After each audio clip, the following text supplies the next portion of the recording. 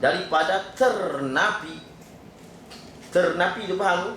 Ternapi segala kam yang 5 daripada al-kumum al-khamsah, segala kam yang 5 daripadanya Allah Ta'ala. Jadi kalau yang faham dia akan soal, manakah muttasil pada perbuatan? Manakah muttasil? Cek tadi, dekat perbuatan dia tak ada muttasil, munfasil saja.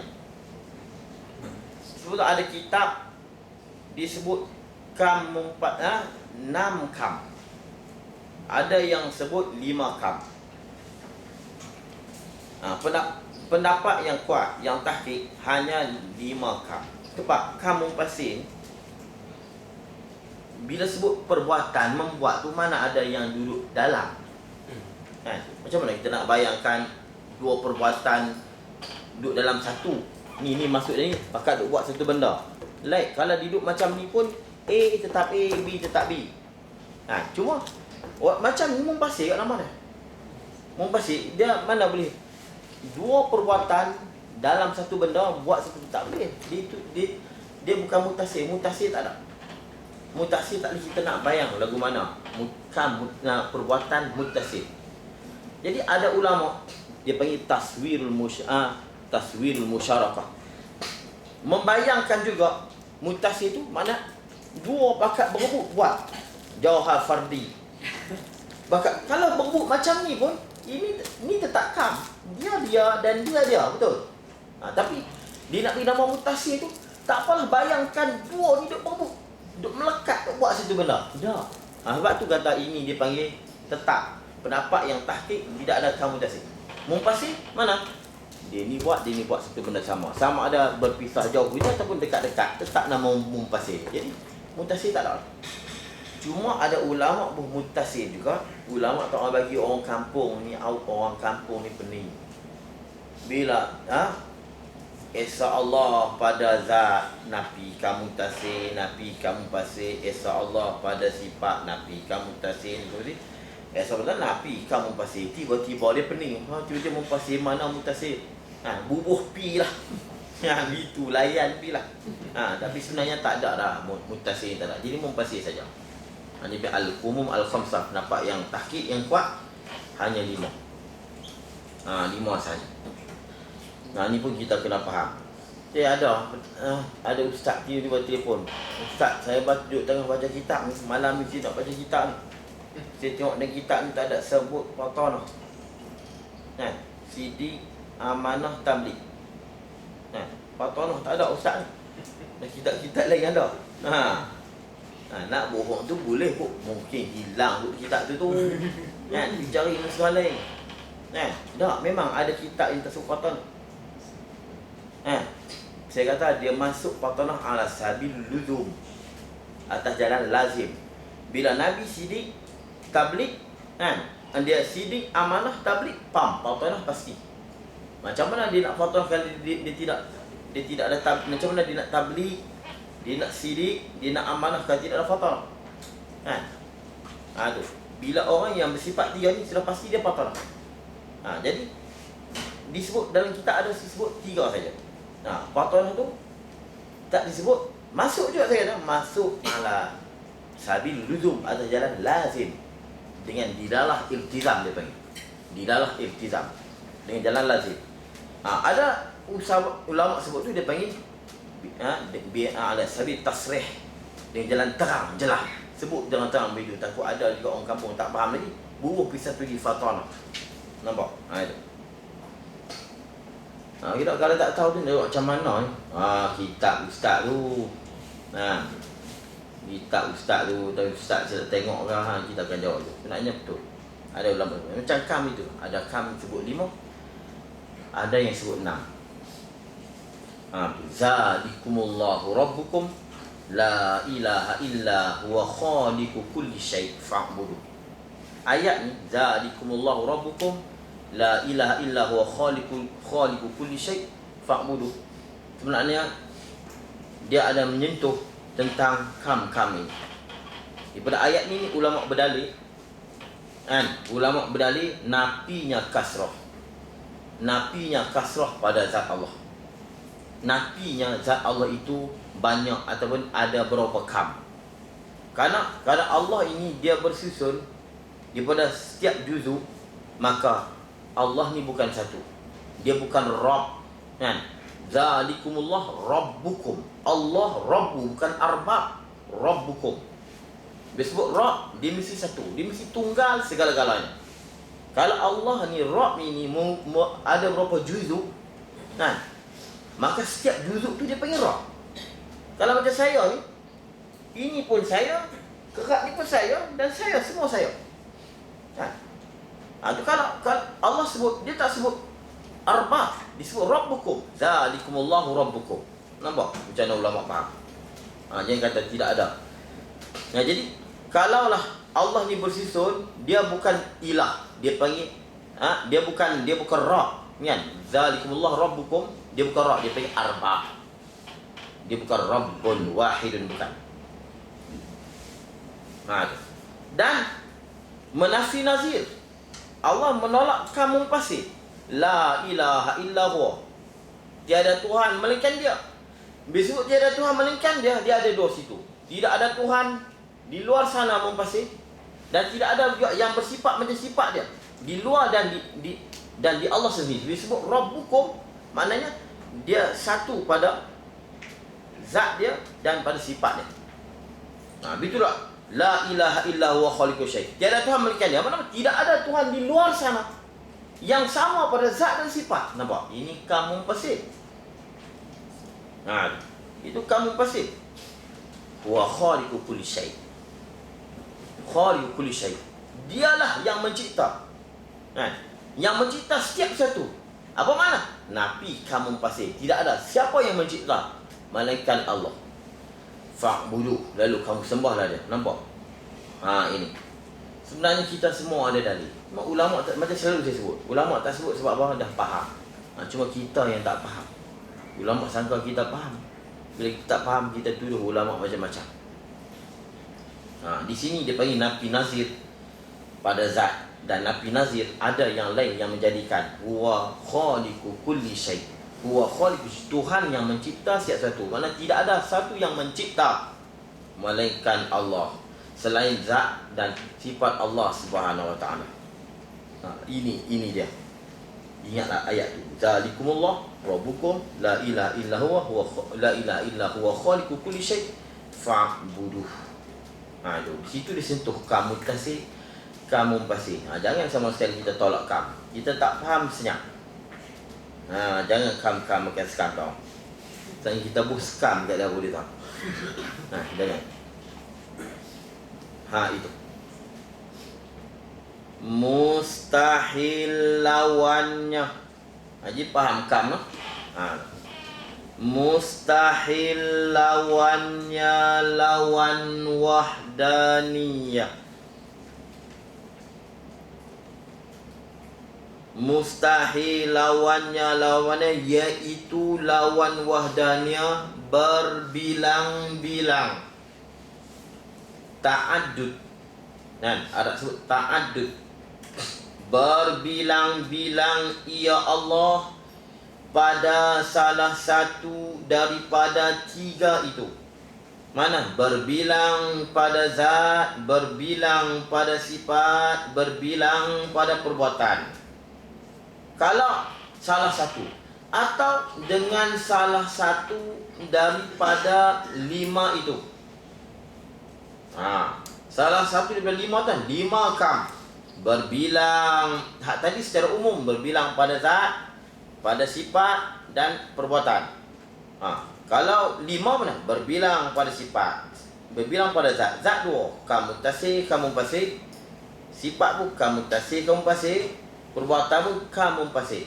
Itu dengan salah satu daripada 5 itu, barulah kita faham Qul huwallahu ahad, barulah kita faham Al-Qayyum.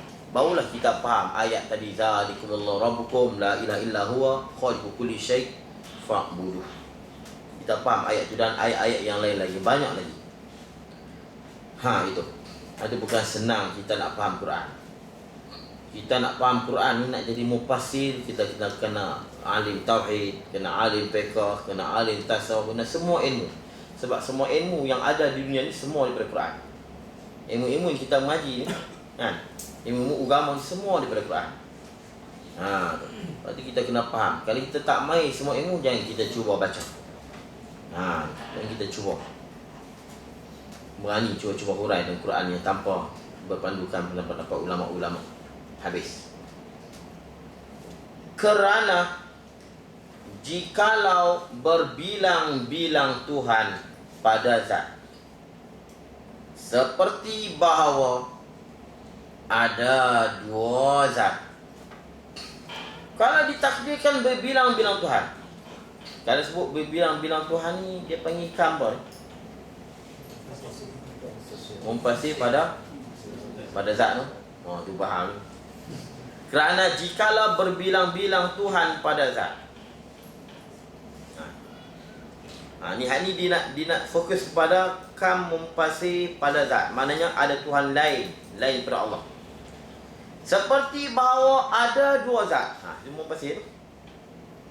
Yang bersepakat, yang bersifat dengan sifat-sifat ketuhanan. Bersepakat ni yang bersifat dengan sifat-sifat ketuhanan. Apa sifat ketuhanan disebut dulu, kan? Istighna dan iftikar. Tuhan tidak berhajat pada yang lain dan yang lain berhajat pada Allah. Yang kedua, istihqaqul ibadah, yang mustahak untuk diibadat. Sifat-sifat ketuhanan ni istighna, al-istighna an kulli syai', iftikar kulli syai' ilaih. Itu yang kedua. Yang ketiga, istihqaqul ibadah. Itu sifat ketuhanan. Kalau ada dua yang bersepakat dengan sifat ketuhanan, nescaya ada kalanya muafakat keduanya. Muafakat ni pakat lah, setuju, tak berkelahi. Mai kita pakat-pakat buat, kan? Takdir begitu. Atas menjadikan sesuatu daripada mungkin, atau meniadakan dia mungkin.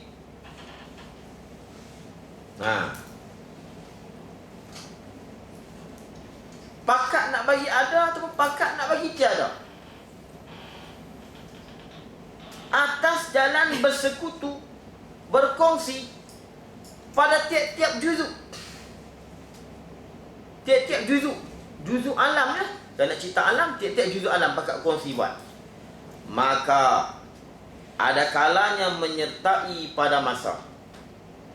Menyertainya pada masa yang sama, sentak buat. Kalau menyertai pada masa, pakat-pakat buat pada masa yang sama, pada benda yang sama, maka dia berhimpun dua yang dibekas akan satu bekas. Yang bekas tu pula yang tiada boleh bahagi. Dia begini, kalau A cipta ni, B cipta ni, masing-masing common. Sebab apa? A cipta ni, B cipta ni, yang ini makhluk A, ini makhluk B. Maknanya B tidak boleh mencipta A tidak boleh mencipta B. Itu kalau pakat. Ataupun dengan makna apa? A pun nak cipta ni, B pun cipta ini. Macam mana A mencipta ini, B mencipta ini pada masa yang sama, pada waktu yang sama, benda yang sama. Macam mana cerita?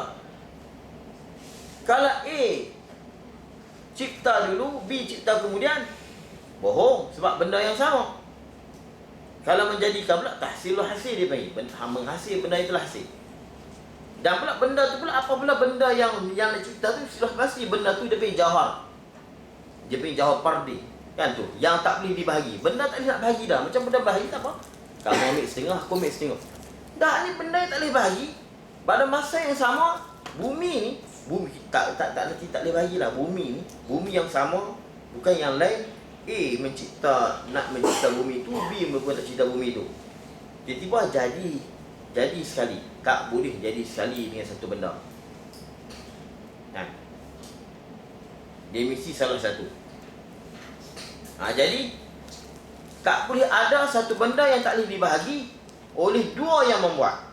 Jangan kata tu nak paku pun tak ada dua tukang yang memakukan satu paku.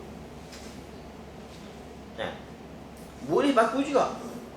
A katak, kemudian B katak. A katak, B katak. Tak boleh A, B katak sentak dengan martun tu dah kedekong-kedekang. Itu baru paku. Apatah nak buat satu benda yang paling kecil kemudian besar. Tak mungkin sama sekali. Siapa kata yang boleh, tu bahaya tu. Otak dia kena bicek. Bahaya. Ini muafakat keduanya atas menjadikan sesuatu di paling mungkin atau meniadakan di atas jalan bersekutu. Baik.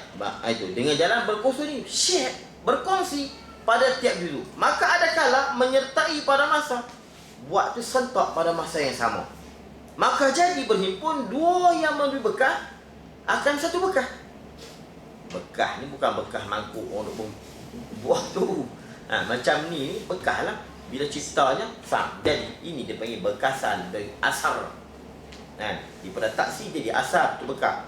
Satu benda ni dua muasir, tak ada satu asar. Mana boleh? Kalau dua muasir mesti asarin, dia mesti dua asar. Dua bekah. Tak mungkin sama sekali. Apa tadi jauhar fardi? Jauhar fardi hak tak boleh bahagi dah. Macam mana dua boleh nak pakat jadi dalam masa yang sama?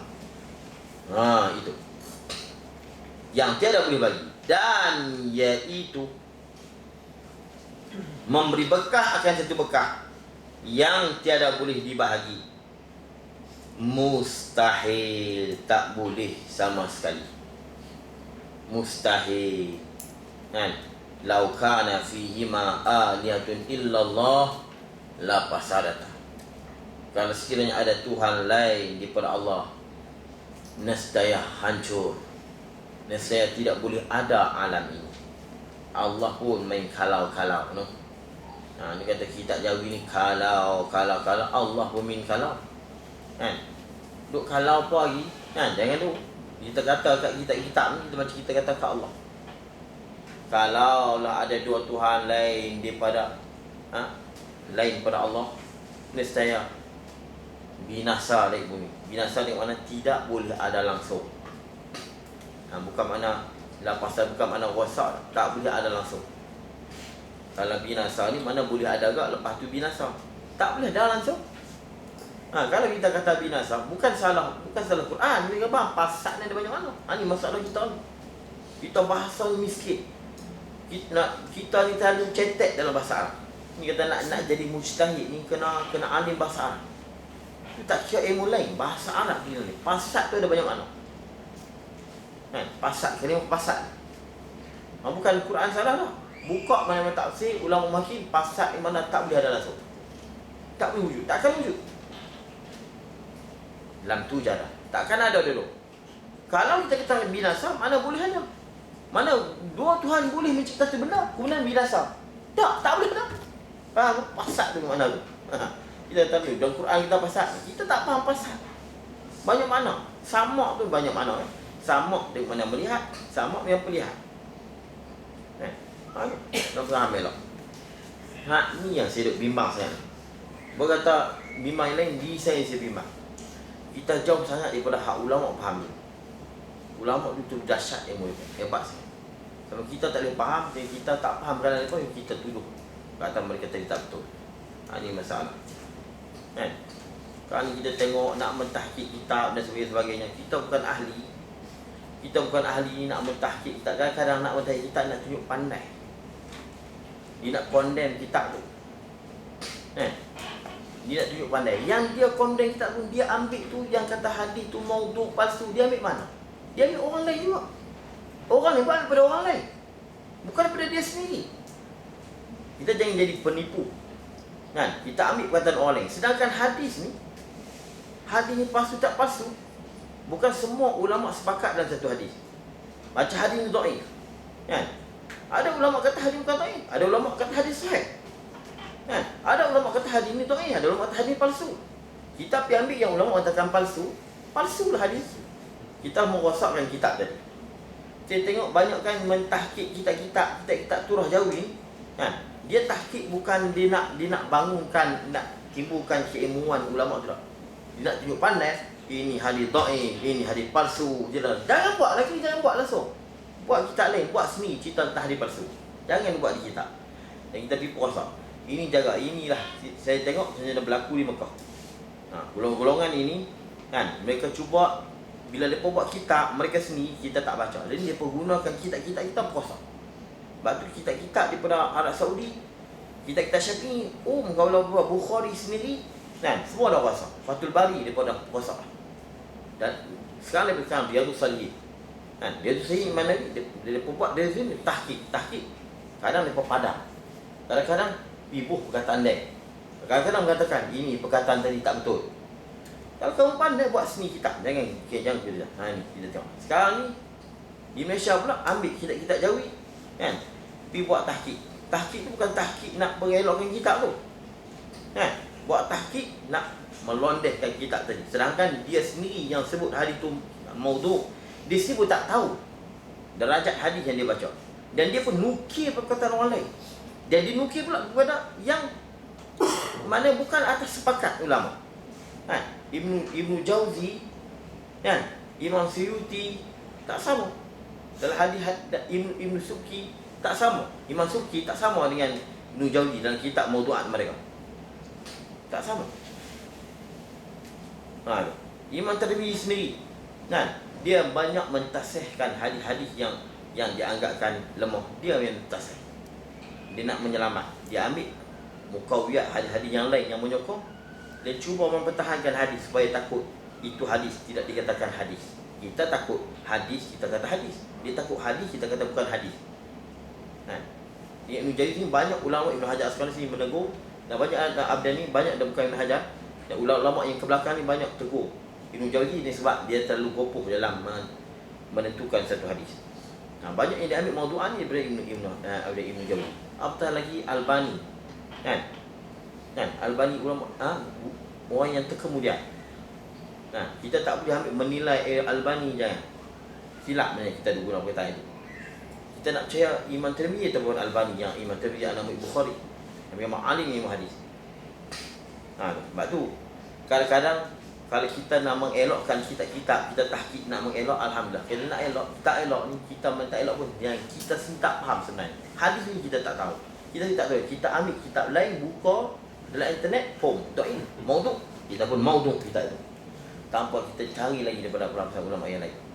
Ulama dulu lebih tahu. Tapi bukan saya nak bertahan, saya tak lebihkan ada dalam kitab-kitab ada hadis yang dhaif, saya tak lebihkan. Kadang-kadang maudhu' itu ada ikhtilaf ulama lagi. Selagi masih ada ulama tekan, ulama sengaja sebut supaya kita boleh beramal daripada kitab langsung. Macam dalam kitab-kitab Ihya Ulumuddin, kita tak nafikan Ihya tu banyak hadis yang dhaif. Tapi Syed Murtada Zabidi sini pun dia tidak, di sini yang sanggup buat syarah walaupun dia tu Al-Hafiz. Kalau hadis tak dapat, lam ajidhu, aku tak bertemu lagi hadis. Itu saja kata dia. Ini saya sentuh sikit. Ini cerita mufakat atau mufakat ni nantilah. Itu tahbirah nanti kita akan sambung. Ada kalanya menyertai pada masa. Sebenarnya ada lagi perbahasan kat situ. Maka ada kalanya menyertai pada masa. Kita berhenti situ. Allah a'lam. Mudah-mudahan apa kita mahu ini dapat mencapai iman kita dan akidah kita, dan lagi meningkatkan lagi amalan kita, dan sampaikan kepada kita insya-Allah. Ini ada soalan. Saya ni soalan banyak ni. Nak jawab mana nak. Hak ni pun jawab. Hak ni pun, hak ni sesuai dengan hak kita sebut tadi, tapi hak ni sampai dulu. Hak ni banyak ni nanti tu. Macam mana? Hak ni sampai dulu. Dia hak ni kan jawab 5. Ustaz boleh. Ustaz, jin ni ada juzuk ke? Jin. Ya. Orang ada juzuk tak? Juzuk ada. Ada ya. Tapi juzuk macam dia lah. Dia secara ruhani. Kan? Ya, dia tak boleh potong-potong dia. Juzuk ni bukan nanti dipotong. Kan? Bukan nanti dipotong. Kalau kita tengok cahaya, kan? Cahaya juzuk. Tapi kita nak potong tak boleh. Kan? Macam angin ni juzuk. Kan? Dia maknanya boleh dipotong, tapi bukan potong macam mana potong kita potong kayu. Kita potong kayu lain yang daripada kita potong air, kita potong api, tak sama. Potong yang masing-masing yang cara potong. Potong jin cara jin. Nak tahu lebih kita tanya jin lah. Jadi saya baca ni dua ni orang lain. Pak ni kan saya jawab, dia jawab 5. Ni tuan dia tak ni kecil hati pula baca satu saja. Mohon penjelasan berkenaan kenyataan Kapten Nurudin di mana kuasa sains. Di mana sains berhenti, di situlah bermulanya kuasa Tuhan. Di mana sains berhenti, di situlah bermulanya kuasa Tuhan. Allahu Akbar. Kuasa Tuhan bermula. Maksudnya maknanya bila sains dapat, situlah berhentinya kau masuk. Maksudnya ada ruang yang bila sains boleh kaji, itu tak takluk bawah kudrat Tuhan. Kalau sains boleh hurai, yang sains tak boleh hurai tu baru masuk dalam kudrat, baru masuk dalam ilmu Tuhan. Tapi kalau sains boleh hurai, Bukan dia lagi. bukan dalam kudrat Tuhan. Sebab sains boleh hurai. Saya jawab salah tu. Nak jawab macam mana? Tak betul. Tak ada kaitan dengan sains. Dan kudrat Allah tidak ada bermula-mula. Tidak ada mula-mula. Dan kau boleh saya nak contoh dia yang ini bau jelas. No? Contoh macam mana? Di mana kuasa, di mana sains berhenti, di situ bermula kuasa Tuhan. Maknanya bila sains dah tak boleh, baru mula kuasa Tuhan. Betul lah Ustaz. Kenapa? Macam bencana-bencana ni, dia menafikan kekuasaan Allah. Dia kata tu bencana alam, bukan bala. Nampak tak dia punya Kalau begitu tak betul lah ni. tak betul lah tu. Tak betul. Saya tak jawab lagi. Tak betul. Saya nak jawab, tak payah jawab. Kita mengaji ni dah cukup jawapan dia. Ni. Baru bermula kuasa Tuhan. Bukan kita bercakap gitu. Kita jauh daripada pengetahuan Allah SWT. Tak payah saya pasal ni tak payah jawab. Jawabnya tu Haji jawab.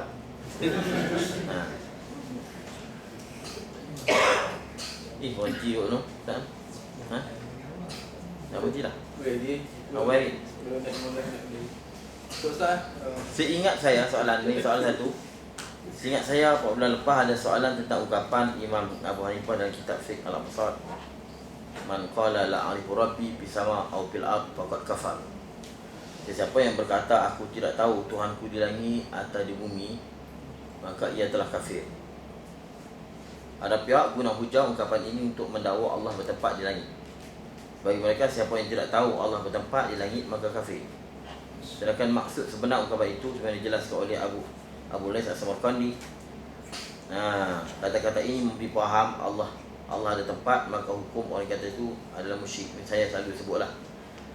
Jadi asal perkataan itu, sesiapa yang berkata aku tidak tahu Tuhanku di langitkah atau di bumi, maka ia telah kafir. Perkataan ini kita tak boleh buat dalil kata Allah di langit. Sebab Syekh sini sebut, Syekh sebut, sesiapa yang kata aku tak tahu Tuhan di langit atau di bumi, Syekh sebut sini di langit atau di bumi. Kalau sebut siapa-siapa yang tak tahu kata Tuhan di langit, maka dia kafir. Baru kita boleh berhujah kata itulah dalil Tuhan di langit. Ini bukan salah si yang menyoal dah. Yang berdalil mengatakan Tuhan di langit. La a'rifu man qala la a'rifu rabbi fi sama aw fil ard faqad kafar. Siapa yang mengatakan aku tak tahu Tuhan di langitkah atau di bumi, maka kafir. Dan di sini dalil kata Tuhan di langit. Apa fil ard? Aku tak tahu Tuhan di langit atau di bumi. Jadi kita sebut ini dalil Tuhan di langit. Kenapa sebut di bumi? Tak, maksudnya aku tidak tahu Tuhan ni di langit atau bumi, maknanya dia tak tahu Tuhan ni ada atau tidak. Itu maksud langit dan bumi. Dan sebenarnya Allah bukan langit dan bumi, tapi nak sebut ni yang nyata di kita. Macam sebut Lillahi masyriq wal maghrib, timur dan barat. Itu maksud dia. Nak beritahu kata aku tak tahu Tuhan langit atau bumi, mana tak peduli sampai tak tahu. Itu maksud dia. Dia bukan di sini kita buat dalil Tuhan tu di langit. Sebab siapa-siapa yang mengatakan aku tak tahu Tuhan ni di langitkah atau di bumi, maka kafir. Maka di sini dia kata dalil Tuhan di langit. Tapi kenapa sebut di bumi? Tuhan di langit kah ataupun di bumi. Nah, ni sebenarnya tidak boleh buat dalil dengan itu. Hujah-hujah ni saya tak baca.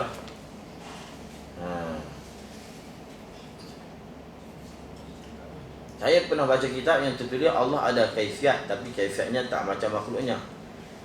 Juga Allah ada arah, tapi arahnya tak macam arah pada makhluknya. Apa pandangan? Kitab mana? Saya nak tahu. Kan? Kalau boleh sebut kitab. Allah ada kaifiat, tapi kaifiatnya tak macam makhluk. Juga Allah ada arah, ni pihak, tapi arahnya tak macam arah kita. Arah mana? Itu sebenarnya salah. Kan?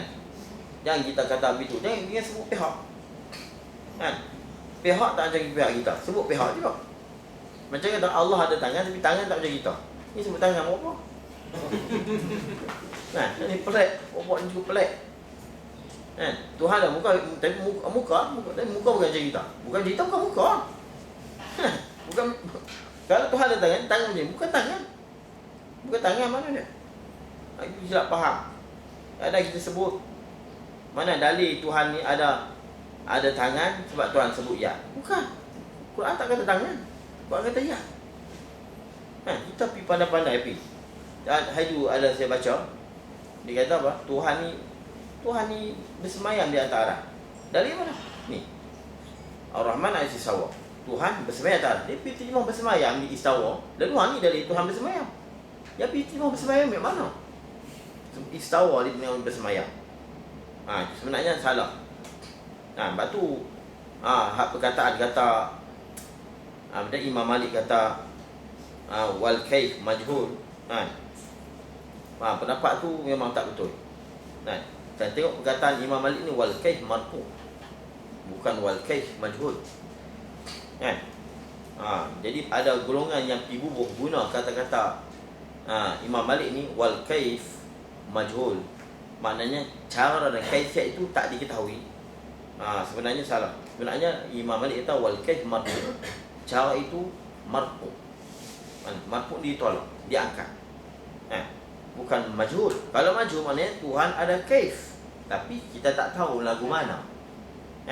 Lagu mana kita tak tahu, tapi Tuhan berkaifiat. Salah. Ni saya nak tahu kalau ada kitab. Kalau ada kitab pun kitab Pok Nur lah. Bukan Pok kita. Tuhan ada kaifiat, tapi kaifiatnya tak macam makhluk. Tuhan ada arah, tapi arahnya tak macam arah yang ada pada makhluk. Bagaimana pengajian sifat-sifat Allah dapat beri kesan kepada akhlak manusia? Ini kerana biasanya kita belajar tentang sifat Allah hanya untuk bezakan ahli sunnah dan ahli bid'ah saja. Siapa yang katakan begitu? Kita belajar ni sifat Allah bukan hanya untuk bezakan ahli sunnah dan ahli bid'ah. Itu hanya kita sentuh sikit-sikit. Kita mengaji sifat-sifat Allah ni untuk tanam akidah kita. Dengan sebab tak mengaji sifat-sifat Allah ni lah yang ada orang mengaku dia Allah. Betul? Sebab apa ada orang yang berani mengaku dia ni Tuhan? Sebab dia tak tahu Tuhan tu lah Tuhan, sifat-sifat Tuhan. Kalau dia mengaji, dia tak gamak mengaku. Dia tak gamak nak mengaku. Jadi adakah sifat-sifat Allah ni, mengaji sifat Allah ni memberi kesan kepada akhlak manusia? Dengan sebab kita tinggal mengisi sifat Allah ni lah banyaknya keluarnya tuan-tuan palsu. Banyak keluarnya nabi-nabi palsu. Ini yang dengan sebab kita jahil dengan sifat-sifat Allah. Sampai kita banyak berlaku maksiat dengan sebab kita tak takutkan Allah. Kita mengaji tentang kudrat Allah, kita mengaji tentang ilmu dia yang syumul. Kalau kita mengaji, kita faham sifat ini, kita akan takut dengan Allah. Takkan ada orang yang berani menentang Allah SWT. Sebenarnya mengaji sifat-sifat ini sebenarnya cukup amat beri kesan cukup banyak. Dan beza dengan ulama zaman dulu dengan zaman kita. Kenapa jadi murtad? Murtad sebab mereka tak faham sifat-sifat Allah. Tak mendalami dengan sifat-sifat Allah SWT. Wa'iyadzabillah. Sebab ni kita tengok kesannya dengan sebab kita tinggal pengajian sifat-sifat Allah ni, di mana kita lihat sekarang ni apa yang berlaku. Banyak yang mengaku Rasul, banyak yang mengaku Tuhan, yang mana orang dulu tak pernah mengaku. Berhenti dekat Fir'aun berhenti mengaku Tuhan tu tak ada lah. Tiba-tiba mari kat Malaysia. Harun. Ni puncanya tak beri sifat Allah. Ni soalan ni maknanya tak langsung tak ada sama. Apatah lagi pula bila sebut mengaji sifat Allah hanya nak beza ahli sunnah dengan ahli bidah, tak, bukan. Cuma kadang-kadang datang masalah tentang kudrat, ulama sentuh tentang ahli bidah dengan ahli sunnah wal jamaah. Yang kita mengaji sifat Allah, wujud Allah. Macam tadi kita belajar tentang wahdaniyat Allah. Dan di situ kita faham ayat Quran, membentuk peribadi kita, membentuk akhlak kita. Wallahu a'lam. Dia pusing-pusing.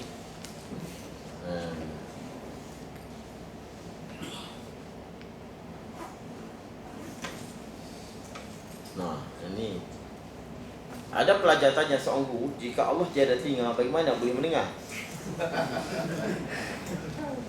Guru tu jawab, Allah berkuasa mendengar tanpa telinga. Kalau tiada telinga, benar Allah berkuasa mendengar tanpa telinga. Pelik juga jawapan. Ada pelajar soal seorang guru, jika Allah tiada telinga, bagaimana Allah boleh mendengar?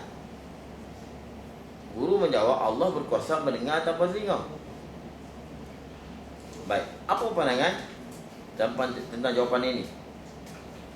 Adakah jawapan lebih tepat adalah Allah mendengar tanpa telinga dan mendengar dengan sifat samaknya? Yang ini tidak perlu disebut berkuasa. Oh, dia nak tanya situ.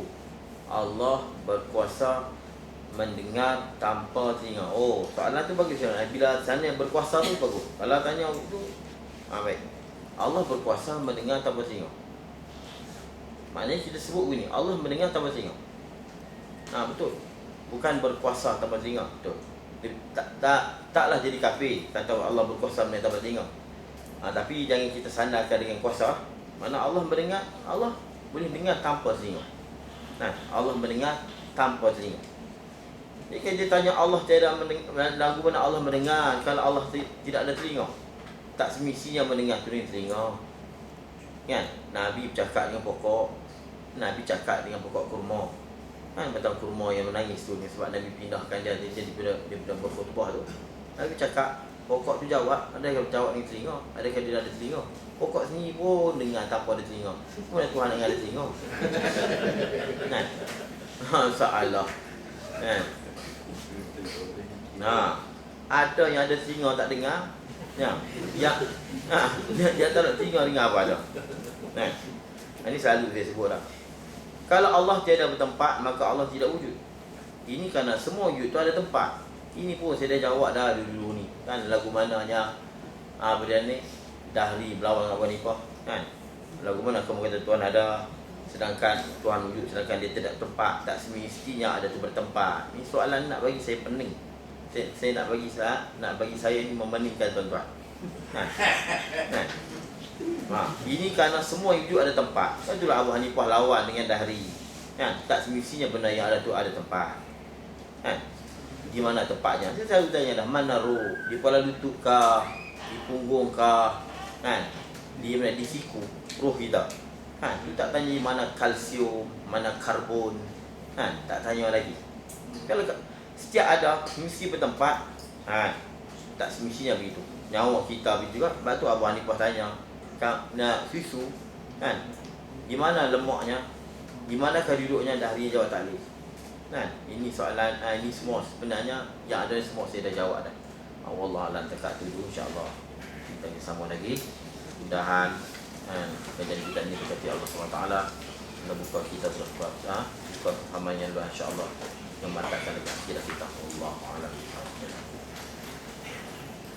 أعوذ بالله من الشيطان الرجيم بسم الله الرحمن الرحيم الحمد لله حمدا يوافي مزيدا يا ربنا لك الحمد كما ينبغي لجلالك اللهم صل على سيدنا محمد اللهم تقبل منا وعلى انك انت السميع العليم وتب علينا يا مولانا انك اللهم افتح علينا فتوح العلم وانشر علينا برحمتك ونسالك اللهم الخائفين وإنابة المخبتين وإخلاص الموجودين وشكر الصالحين ونسألك الله بنورك الذي وبشرك في قلوبنا حق رحمتك فهمنا اللهم تجعل معنا هذا وتفرقنا من بعض تفرقنا ولا تجعل فينا شكا ولا محزنا يا رب المصطفى بلغ قاصدنا وصلى الله على سيدنا محمد وعلى آله وصحبه وسلم الحمد لله رب العالمين.